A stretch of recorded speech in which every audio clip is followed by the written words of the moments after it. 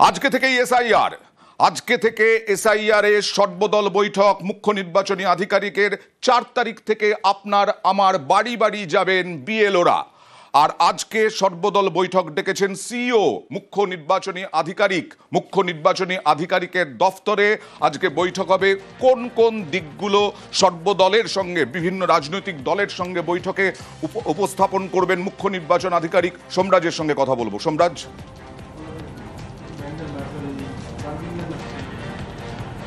দেখো, প্রথমত যে বিষয় নিয়ে আলোচনা হবে সেটা হচ্ছে বিভিন্ন জেলায় জেলায় ম্যাপিং। বিভিন্ন জেলায় জেলায় ইতিমধ্যেই ম্যাপিং শেষ করেছে মুখ্য নির্বাচনী আধিকারিকের দপ্তর।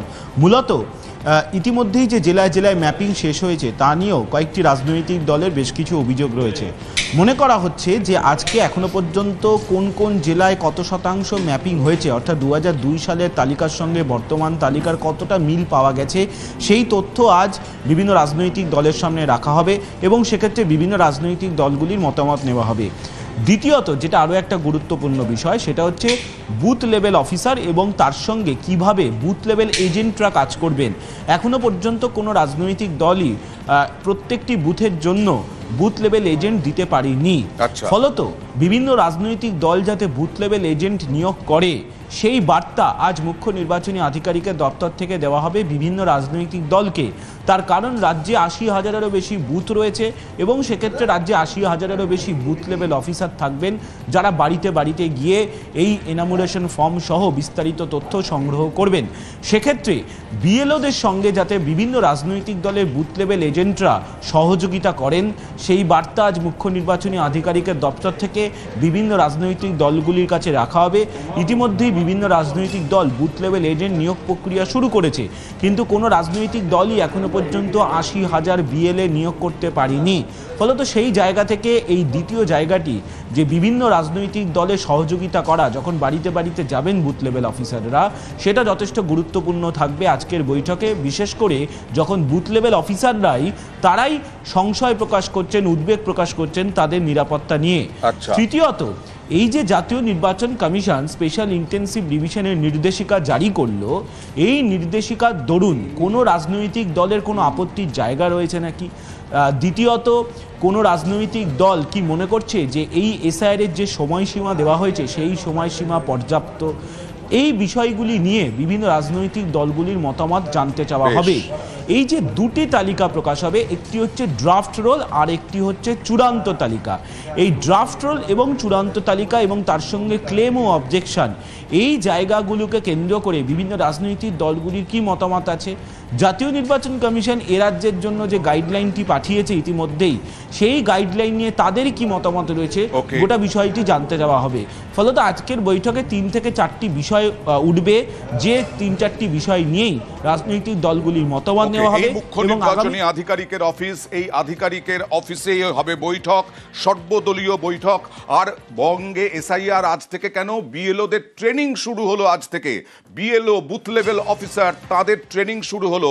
আপনার আমার বাড়িতে 4 তারিখ থেকে যেতে শুরু করবেন বিএলওরা, এবং এই বিএলওরাই গিয়ে আপনার ফর্ম ফিল আপ হবে, সহযোগিতা করার জন্য বিএলএ রাখার কথা বলা হচ্ছে। সরাসরি চলে যাব, দিল্লি থেকে রয়েছেন আমাদের প্রতিনিধি মৈত্রেয়ী।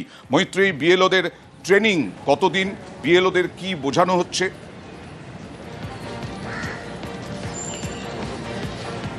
দেখো, মূলত আজ থেকে 3রা নভেম্বর পর্যন্ত জাতীয় নির্বাচন কমিশন এই 12 রাজ্যের যারা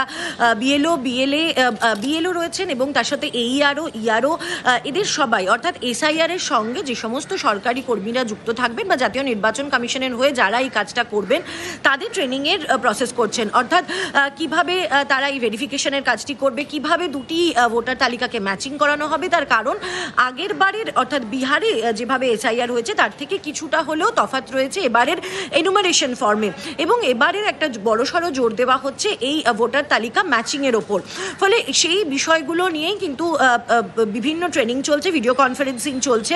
জাতীয় নির্বাচন কমিশনের তরফ থেকে জানানো হয়েছে যে এই ভিডিও কনফারেন্সিং এবং এই যে টেকনিক্যাল সাপোর্ট কি ধরনের তাদেরকে দেওয়া হবে এবং টেকনিক্যাল জায়গা থেকে কি কি জিনিস তাদের জানা প্রয়োজন আছে, সেই সব কিছু নিয়ে তাদেরকে এই ট্রেনিং দেওয়া হবে এবং সেটি চলবে আগামী 3 তারিখ পর্যন্ত। পর্যন্ত 4 তারিখ থেকে বাড়ি বাড়ি যেতে শুরু করবেন এবং 4 তারিখ থেকে বলা যেতে পারে অফিসিয়ালি এসআইআর এর যে প্রক্রিয়া, এখন এটা প্রি এসআইআর চলছে এই মুহূর্তে রাজ্যগুলিতে, পশ্চিমবঙ্গ সহ 12টি রাজ্যে। 4 তারিখ থেকে আইডিয়ালি এসআইআর এর প্রক্রিয়াটি শুরু হবে। আর এই যে এসআইআর এর ঘোষণা গতকালই করে দিয়েছে নির্বাচন কমিশন, ঘোষণা করে দিয়েছে 9ই ডিসেম্বর খসড়া ভোটার তালিকা প্রকাশ করবে কমিশন। এসআইআর এর কাজ শেষ হবে 31শে জানুয়ারি, 7ই ফেব্রুয়ারি চূড়ান্ত ভোটার তালিকা প্রকাশ। বিস্তারিত দেখুন।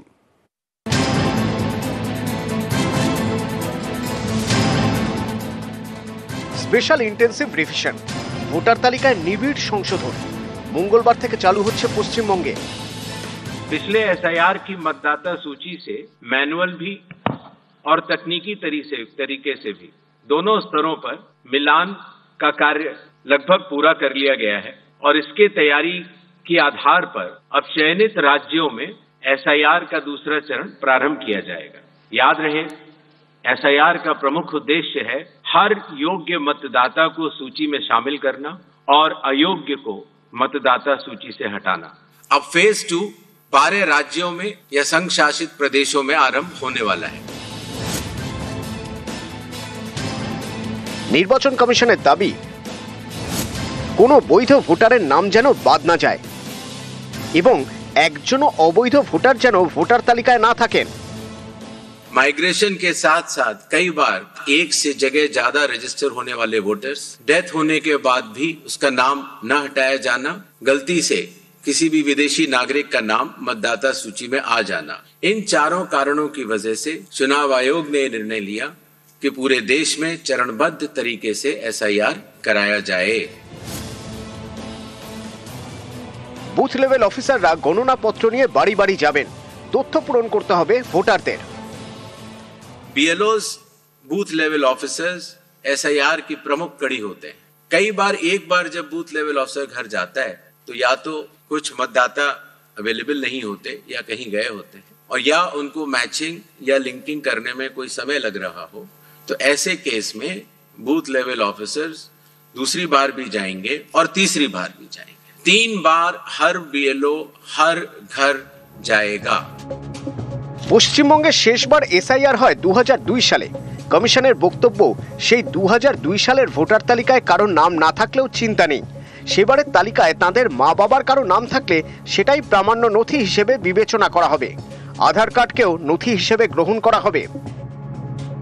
आधार नंबर बिहार में भी ऑप्शनल तरीके से चुनाव आयोग ने लिया था और इस बार भी आधार नंबर लिया जाएगा। आपका नाम नहीं है 2002, 3 या 4 की मतदाता सूची में, तो आप अपने फादर, मदर या जो भी उस श्रेणी के जो रिलेटिव्स हैं उनके डिटेल भर सकते हैं, तो उससे भी ये मैचिंग सरल हो जाती है। 28 অক্টোবর থেকে 3রা নভেম্বর পর্যন্ত বিএলওদের এসআইআর ট্রেনিং হবে।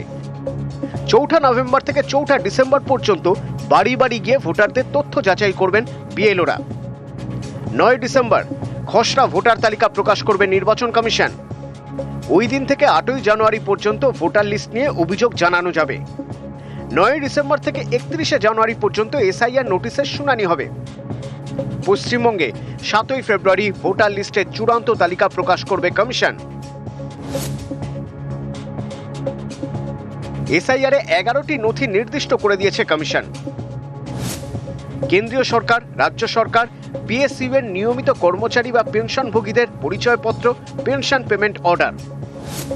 1987 সালের 1 জুলাইয়ের আগে ভারত সরকার, স্থানীয় কর্তৃপক্ষ, ব্যাংক, ডাকঘর, এলআইসি, পিএসইউ এর যে কোনো নথি,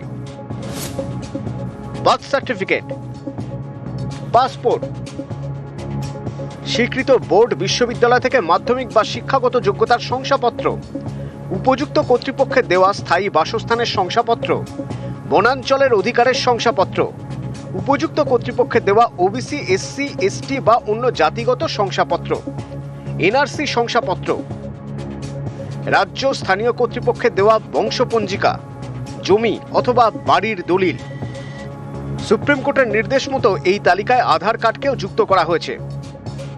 आधार नंबर बिहार में भी ऑप्शनल तरीके से चुनाव आयोग ने लिया था और इस बार भी आधार नंबर लिया जाएगा।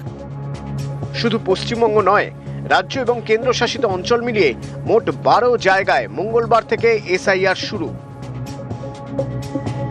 নিউজ 18 বাংলা। গতকাল এই এসআইআর ঘোষণার পরপরই অর্থাৎ এ রাজ্যে এসআইআর, বিশেষ করে 4 তারিখ থেকে বিএলওরা যাবেন আমার আপনার বাড়িতে, এই নিয়ে রাজ্য রাজনীতি তুঙ্গে। ভোটার তালিকায় বিশেষ নিবিড় সংশোধন মঙ্গলবার থেকে চালু পশ্চিমবঙ্গে। कल से एसआईआर शुरू होने वाला है। কমিশনের দাবি কোনো যোগ্য ভোটারের নাম যাতে বাদ না যায় তার জন্য এসআইআর। বিরোধীদের দাবি এসআইআর আসলে রাজনৈতিক উদ্দেশ্যে কমিশনকে কাজে লাগিয়ে বিজেপির চাল।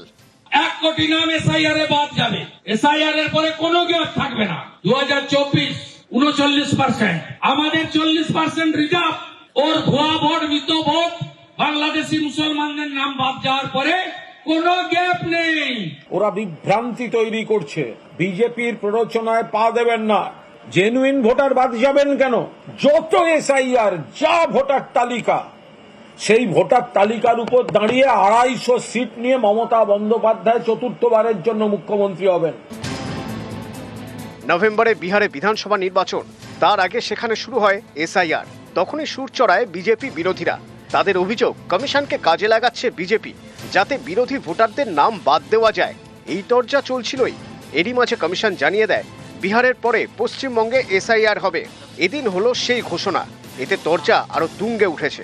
বিজেপির নেতাকে বলতে হচ্ছে যে এসআইআর এ যারা বাদ যাবেন তারা আমরা পরে সিএ দিয়ে তুলে দেব। তার মানে ওনারাও বুঝতে পারছেন যে এসআইআর যে বাঘের পিঠে ওনারা চেপে বসে যে মডেলে করার কথা ভেবেছেন, 1 কোটি কেন, ওনারা এই যে ওনাদের ভোটারও যাবে। এসআইআর হবে গোটা দেশে, 12টি রাজ্য এবং কেন্দ্রশাসিত অঞ্চল, 12টি জায়গায় হবে এসআইআর। সেরকম এসআইআর হবে। যারা বলছিল এসআইআর করলে হাত কেটে দেবো, পা ভেঙে দেবো, আগুন ধরিয়ে দেবো, লন্ডভন্ড করে দেবো, তাদেরকে জিজ্ঞেস করুন তারা কিভাবে লন্ডভন্ড করবে। স্পেশাল ইন্টেন্সিভ রিভিশন, প্রথম থেকেই এর বিরোধিতায় সরব তৃণমূল, যার জবাব হিসেবে কমিশনের হাতিয়ার সংবিধান। जहां तक वेस्ट बंगाल की बात है, कोई भी गतिरोध नहीं है। संविधान के अंतर्गत सभी संवैधानिक संस्थाएं अपने अपने दायित्व का पालन करती हैं।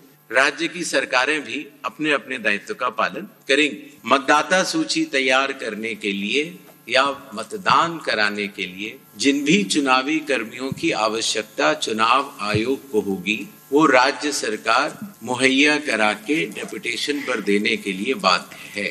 कानून व्यवस्था की जो आपने बात की, वो राज्य सरकार की संवैधानिक जिम्मेदारी है। যদি উদ্দেশ্য দেখা যায় জেনুইন ভোটারদের কাউকে বাদ দেওয়া হচ্ছে, সেক্ষেত্রে কিন্তু 1 লক্ষ কর্মী সমর্থক নিয়ে গিয়ে দিল্লিতে নির্বাচন কমিশনের অফিস ঘেরাও হবে। এসআইআর ঘোষণার পরে এদিন হুগলিতে উল্লাস, বাজি ফাটায়, লাড্ডু বিলি করে পদ্ম শিবির।